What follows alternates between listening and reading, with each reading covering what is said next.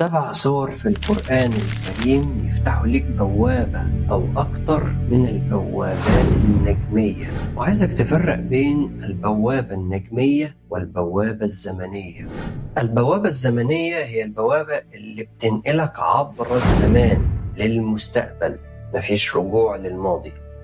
دي لما بتحقق معادلات معينة تسافر عبر الزمن مستقبلا، زي قصة أصحاب الكهف والكهف اللي موجود فيه.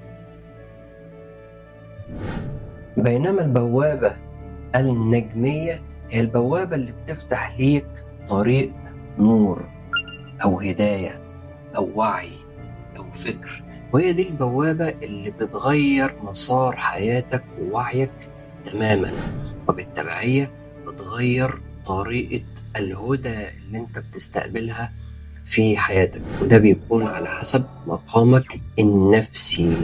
ال7 صور دول هم صور الحواميم ال7، صور الحواميم ال7 اللي بيمثلوا الهرم، بداية من الأحقاف الجاثية الدخان، وقمة الهرم هي حاميم عين سين قاف الشورى، وهي العين اللي فوق قمة الهرم.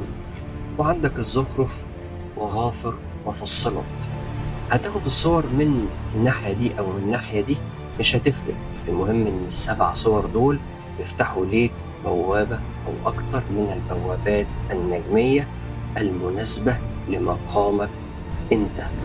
ال7 صور دول تقراهم، تحفظهم، تتدبرهم، تسمعهم كتير، كل الحاجات دي بتساعدك إن هي يفتحوا ليك باب أو أكتر من البوابات النجمية المناسبة لمقامك النفسي.